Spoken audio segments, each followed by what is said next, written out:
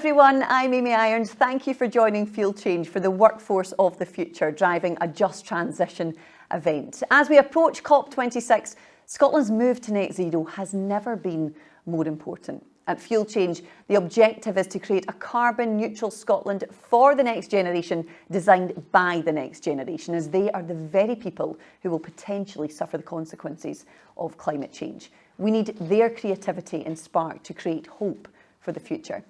The conference centres around just transition, and the reality is many of our young people are concerned about their future employment and the skills they will require.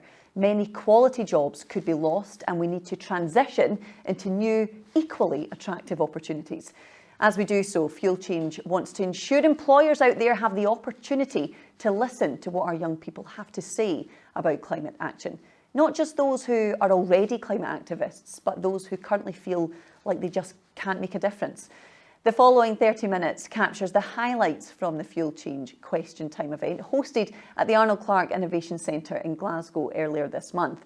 The panel and audience are a mix of senior school students, apprentices and employers and climate specialists. The aim was to capture the mood and views of the next generation as they look towards their future.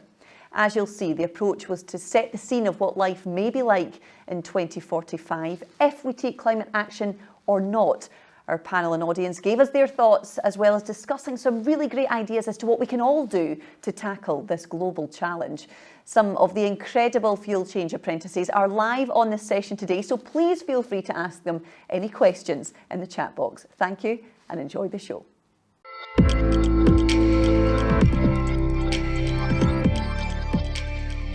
Good evening, everyone. My name is Amy Irons and I will be your host for this evening. On behalf of Fuel Change, it is my pleasure to welcome you here for this fantastic, the Workforce of the Future Driving a Just Transition event. And our enthusiastic panel are going to be taking us through what's sure to be a very exciting event. And without further ado, I think we should welcome them to the stage right now. So first of all, we have climate scientists who I'm very much looking forward to hearing from. We have Ian and Izzy, and they're from the Aurora Sustainability Group. Guys, thank you so much for giving us your time this evening.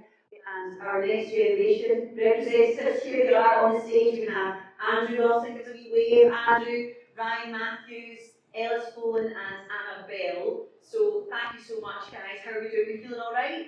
Yes. Exciting thoughts you want to give us? Absolutely. And of course we have you, our audience. Thank you so much for joining us. We've got school pupils from across Scotland, we've got some apprentices and employers as well, so thank you so much for all coming to this exciting event tonight. And throughout this session we are going to be focusing on what the workforce could look like in 2045. Now, I know you're probably thinking, 2045? That's ages away. Surely we've got loads of time. I'm just thinking about all the grey hair I'll probably have by 2045. But why should we care? Well, because experts say that if we don't take action, by then we could be looking at a very different world and indeed a very different workplace. So Ian is here and he's going to take us through what the workplace could look like both with and without action. So Ian, a man with lots of experience, it's over to you. So the good news is that in 2045, the climate scenario is looking a lot brighter, and the reason for that is because in 2021 at Glasgow, the science, which was overwhelmingly set by that time, was taken on board and the calls for action were heeded. And it's true that countries, companies and people are going to have to start acting. We believe that in 2045 the future can be bright, but we have to act on some of the stuff that we're going to talk about here tonight. And we need to do that because 1.5 degrees of climate change is already baked into the system. It's already going to happen. But the difference between 1.5 degrees and 2 degrees is quite a lot when it comes down to human terms. For example, 400 million extra people are going to be having to deal with extreme heat waves. And by extreme heat waves, what we mean is heat waves that are actually at risk, giving risk to people's health and possibly even lives of the older people. Difference between 1.5 and 2 degrees. There's an extra 60 million people facing drought and 270 million more people facing water stress. And when people are in water stress, quite often that can lead to conflict. So these are things that we really, really need to do away with. In 2045, one of the biggest differences is the economy is going to transform from what we call a linear economy, which is one that, you know, it extracts material out of the ground, we use it once and then we throw it away and pollution just builds up, to something that's called a circular economy.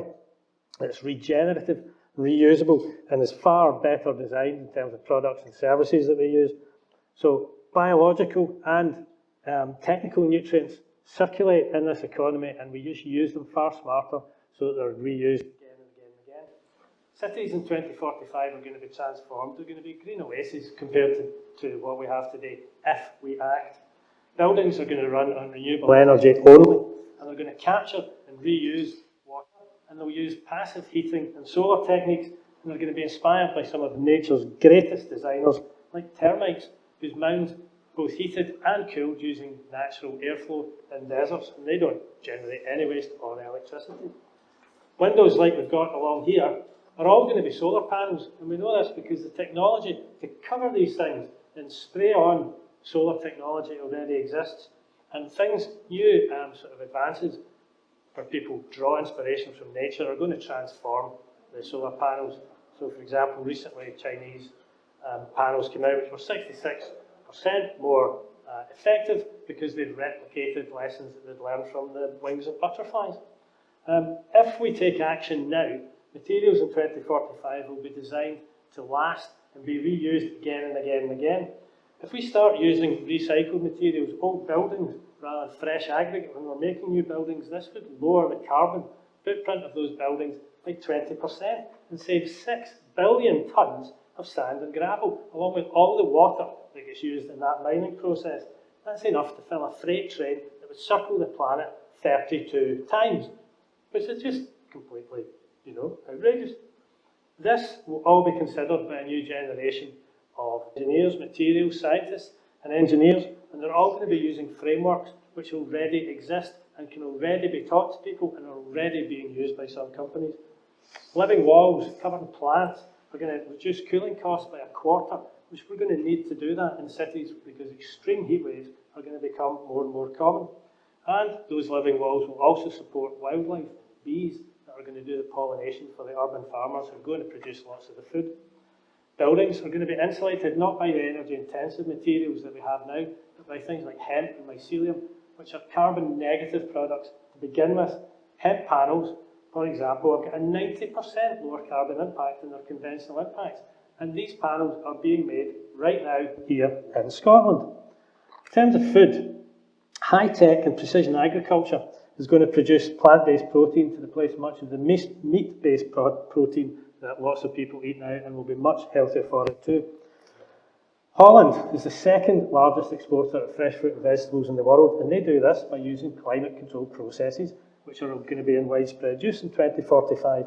One producer in Holland at the moment grows 100 million tonnes of tomatoes annually on the space the size of 6 football fields. 100 million tonnes. And they do that by using geothermal energy and by capturing carbon dioxide from a plant next door, so they're reusing that carbon. Another solution, oddly enough, is going to be capturing pee, because urine, basically human urine, is the single largest untapped source of phosphorus in the world, and phosphorus is critical to plant growth, and at the moment we get it from mining, and that mining is very destructive, and those sources of that phosphate in these mines is due to run out within a generation, possibly slightly longer, but not much. And finally, and possibly the most difficult thing we're going to have to do is deal with consumer behaviour. How are humans going to behave in 2045? Even 2 years ago, we didn't know that we'd all be sitting here wearing masks. So, we can't predict what's going to happen. We can't predict how humans are going to behave. But what we do know is that we're very good at adapting. So, yeah, what an impossible question. But one thing we do know is that nobody is going to doubt whether or not climate change is actually happening. Nobody is going to doubt the severity of the impacts. What we need to do is figure out how we can do what we need to do between now and 2045 to get there, paint this picture, make it happen by acting together, but also as individuals. Thanks very much.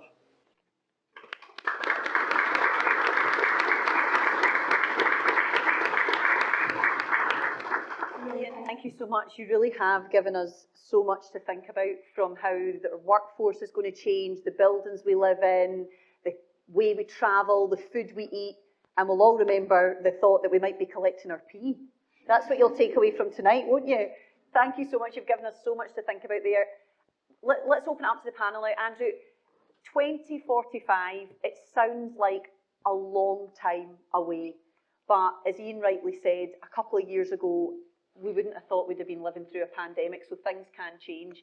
What's your initial reaction just when you hear Ian's thoughts on how drastically life could change in the next 24 years?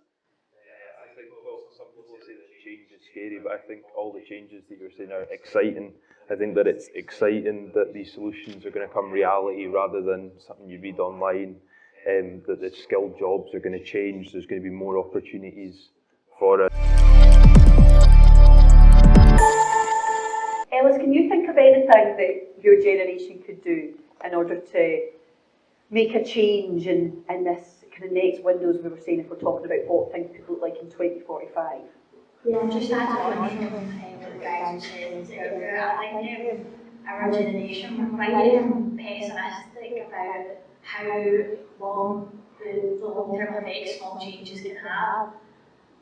Like, being completely honest, my knowledge of climate change before getting involved with fuel change, it wasn't as nearly as much as I know now. And knowing what I know now, I've changed my diet slightly. I've not went really vegetarian or anything, but it's spoken out from having eaten 3 meals a day to having 2 or 1, making that small change, like I just said, it goes all the difference that millions of people join in with that.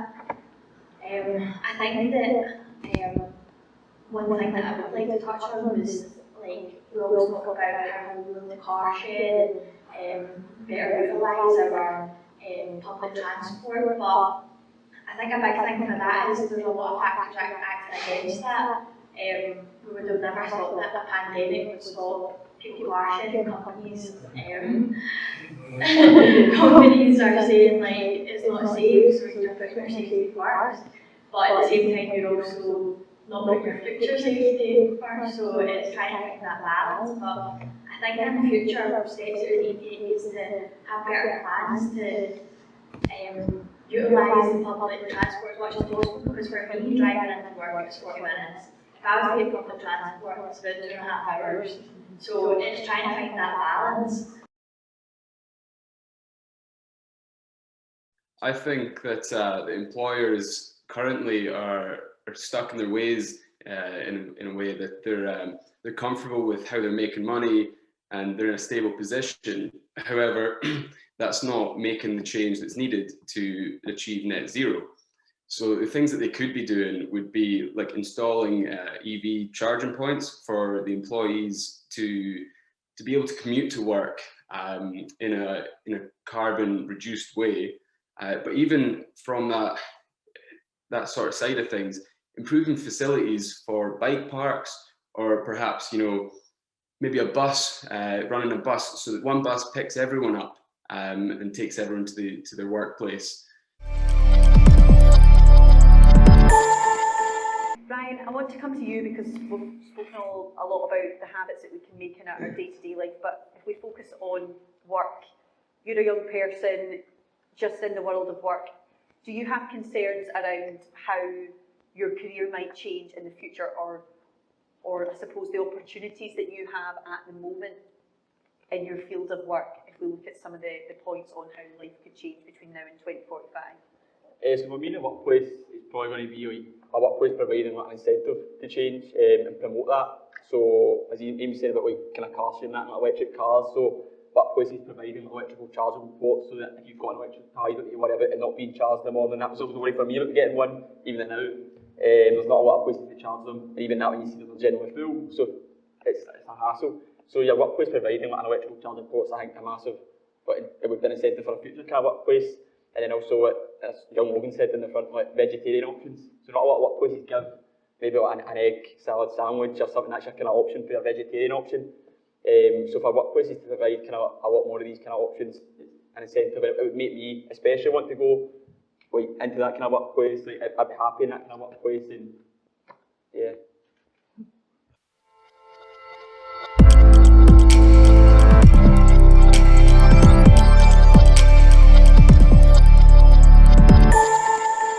I'm Martin Welsh. Welsh from Booth Welsh.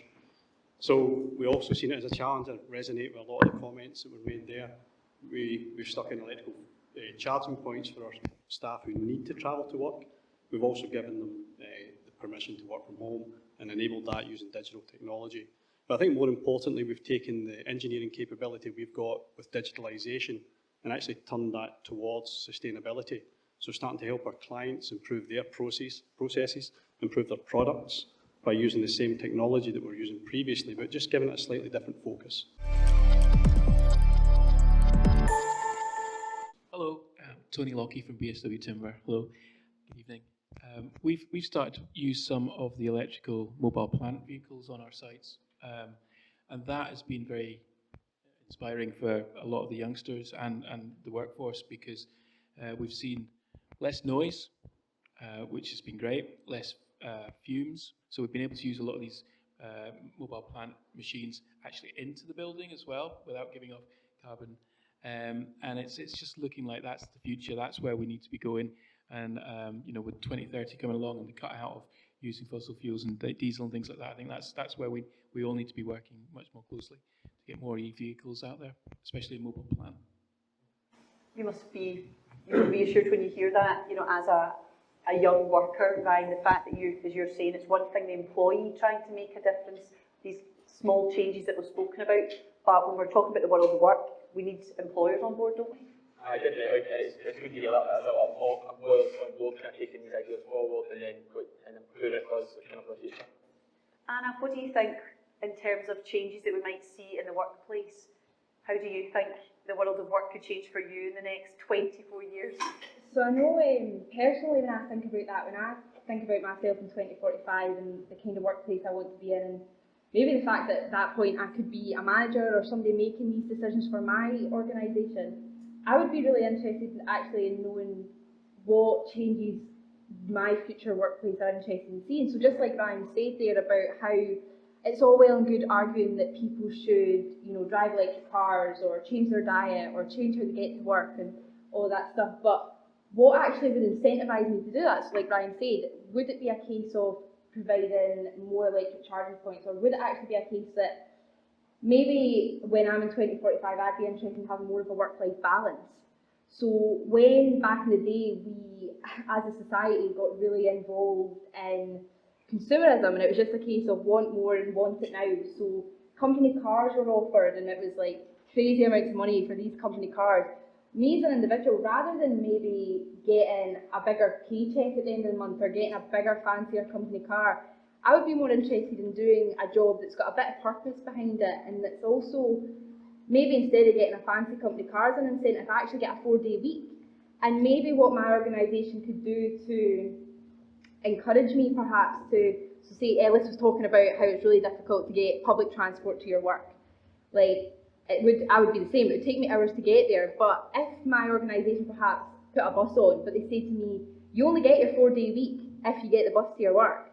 That I think would be like a really interesting incentive for organisations to do. So there's two things there, like I as an employee can stand up and say I am willing to make change, but I would also like to see incentivisation for me to make that change. So if you would like to offer me a better work environment that's better for my well-being when it comes to time off or family life, actually give me like something to weigh up, you know? Is it a case of, do you want to make these changes because it's better for you and it's also going to be better for the environment and company? So for one thing, I think we need to talk about, at the end of the day, we're maybe all quite self-centred. So I come first, but if the environment comes almost second in the sense that I'm thinking about myself and my needs, but the environment is there as well, so I'm incentivised to make these decisions based on a more positive environment for me. Ian, do you think, as Anna said there, if we do see big companies and corporations incentivising their employees in a way to make these changes? Because, you know, as I think we can all agree, it's one thing saying we all need to drive electric cars, it's another one employees having wages to afford a car or the charging points there. Do you think employers are going to have to do more to enable their employees to make some of the choices that we're going to have to make in the next 24 years? I think for sure, you know, and I think that's a see why she's in charge. Great ideas. But these are win-win situations. You know, and if companies think, for example, can do that kind of thing, they'll get much more out of their employees rather than it being this grind. Oh God, 5-day week, I've got to go. No, you want to go to work and do something that you feel empowered doing, or you feel enthusiastic about doing. And if you get a bonus for doing it, then it's win-win. And why can't things be win-win? Why does everything have to go towards this? This tiny, the 1% who are getting everything, and the rest of us are scrabbling for crumbs? It doesn't have to be like that.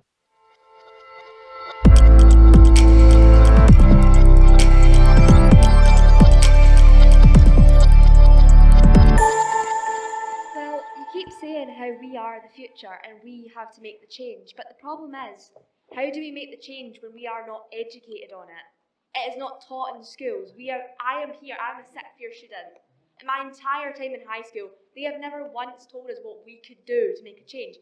We're all sitting here because we all care about it, but what about the ones who don't? There are people who just do not care.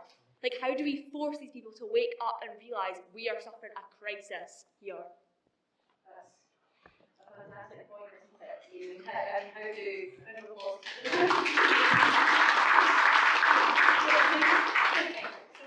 I mean, Sophie makes a point there. You're all here because you care about climate change, but how do you force people who don't want to make a change? How do you bring them on board in the first place? Ian, can I jump in there really quickly? I've been itching to say something on this. We talk about a just transition, right? But we talk about a just transition in relation to the workplace, right? How do we transition people from skills, like the girl over there was saying about the coal miners, right? And Ian mentioned how we can retrain them to do something else. I think that's absolutely perfectly right. But you're right, there has to be a just transition in education. Why on earth are we still teaching the same curriculum? I mean, I'm not an educator, so I don't know this, don't know how long it's been around for. But how long have we been teaching the same stuff and we're getting the same output, but we're facing a completely different future? So I totally agree with you. I wish that had I been at school in an education system that properly taught me about what climate change meant, but also the fact that it wasn't like terrible and just made me switch off and think, nah, ice caps are melting, polar bears are dying, that's horrible. Because it is, isn't it? It just makes me think like, oh my God, I can't do this anymore.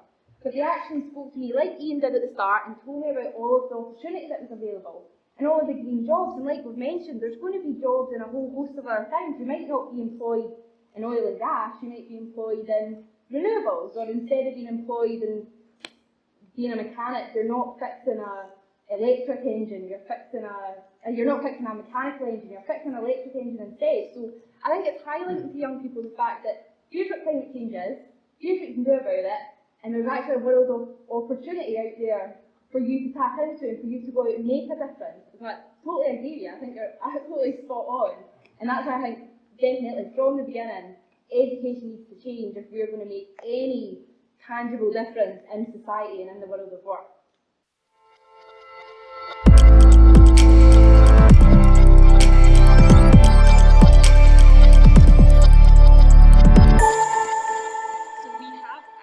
Changes since Sophie was in the junior school, so we do now teach an awful lot more. So in first year, for example, our unit that we teach is water scarcity and the true cost of fashion. So we look at, the buying habits of our young people, what they can do in order to make some sort of a difference, the impact that the decisions that they make are having on other parts of the world.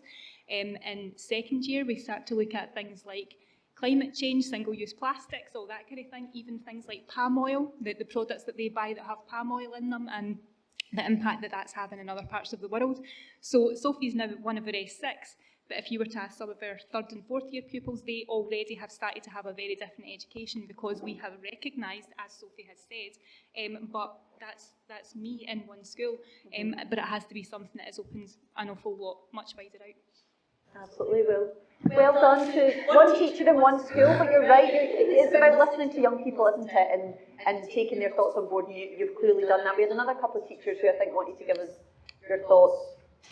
Well, not as teachers, teaching kids through fashion. I'm glad to hear what you're saying there.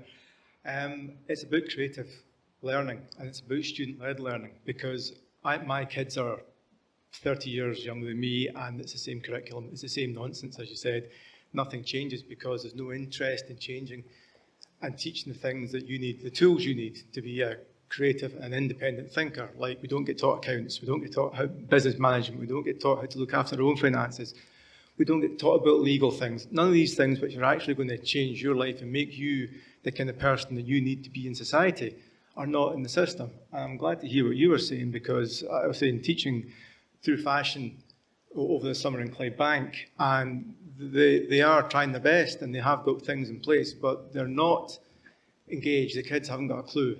We teach about fashion waste, we teach about all these things, and 85% of the jobs in 2030 don't exist at the moment. 65% of the clothes are polyester based. When are we going to start educating people on these things? Because it's in some schools, in terms of fashion and choices, and the massive choices that fashion play in all our lives, but it's only it's a small drop in the ocean. So there's a bit of a gap between you. There's a massive, there's a massive gap. It's not about taking like corporations into schools to teach them like, smoking's great, kids, or anything like that, but it's about trying to teach people their impact. I call it impact ownership. It's about how they impact on the world around them. And okay, our thing's fashion, but it's waste, and it's production, and it's resources that are getting used, and understanding with the information and the tools. And you shouldn't have to rely on the internet, but we do. But it's having the tools to understand that every choice you make has an impact, and having the basic skill set to navigate life.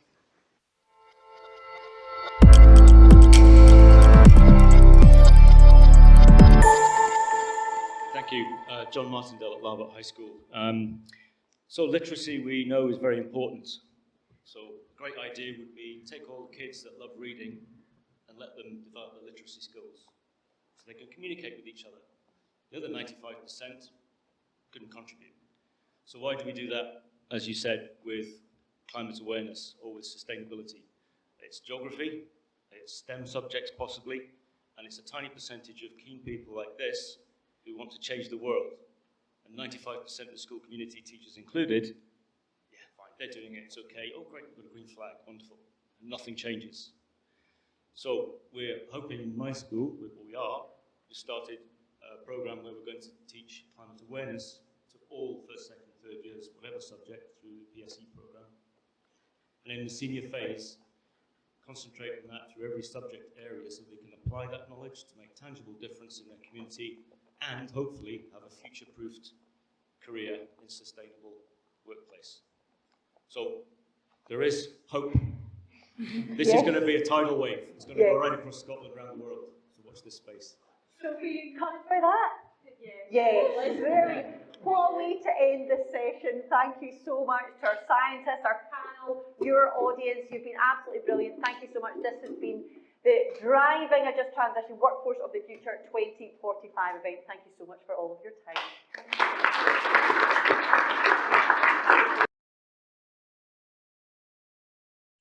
Having taken part in the event, I was really struck by the reaction and total banging enthusiasm shown by the audience, particularly the students, the apprentices, and the employers themselves. It was really, really good. My takeaways from today are that there's so much to do in terms of the workforce, types of jobs that we're going to be looking at going forward, and the reality of what's happening out there and what we need to be doing right now.